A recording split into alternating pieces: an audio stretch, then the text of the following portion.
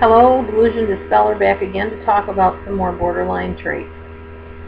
Okay, suicidal tendencies we spoke about briefly on the other tape, or on the other video. Paranoia I talked about. Fear that somebody has ulterior motives or is out to get you. Up and down emotions, also discussed earlier. Super high, super low, super happy, super sad, angry, whatever. Another thing is they idealize you and then devalue you. They might say that you are the best friend they ever had, the most wonderful person they ever met, and they adore you and want to be with you forever and ever and never part. And then a couple days later, I don't know what I ever saw in you. You're just so mean.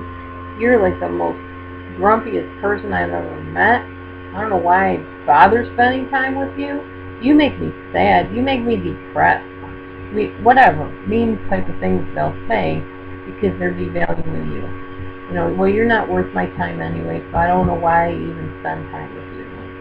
No wonder you don't want to spend time with me because you think you're too much better than I am. You think that, you know, you have arrived and I haven't, and therefore you basically don't want to be seen with the likes of me. That's kind of a projection too right there. It's them that feels that, you know, they don't want to be with you.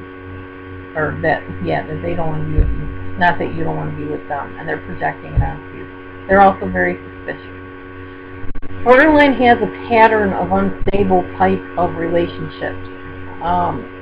As I said, the idealization, devaluation type thing.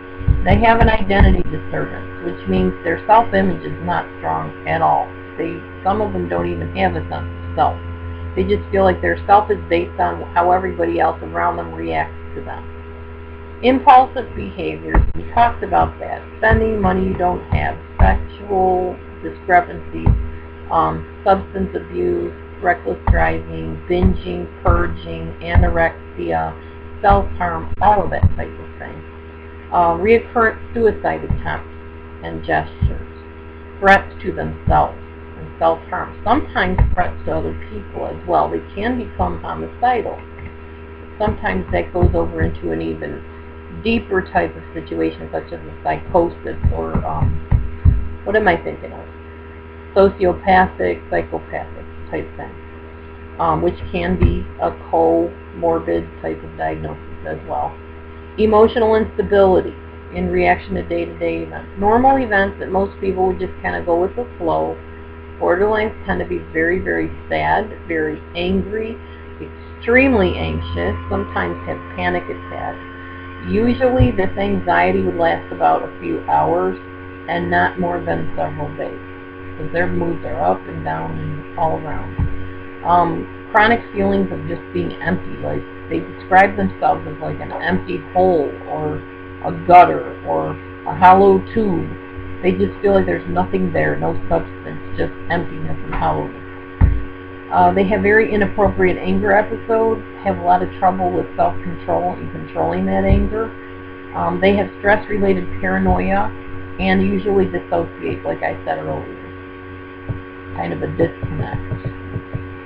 So, I had mentioned that there is a type of therapy that works really well in helping borderlines deal with their issues. On the next tape, or the next video, I will talk about something called dialectical behavior therapy.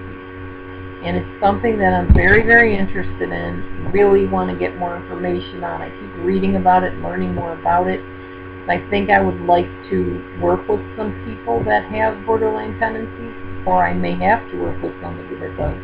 And I would really like to know that there's a way to reach these people, because these situations are very, very intense and very difficult to treat. Similar to like a narcissistic type personality disorder, because they don't see themselves a lot of times very objectively. So I'm going to be talking about DBT, dialectical behavioral therapy. Thank you for watching, and God bless you. See you on the next day.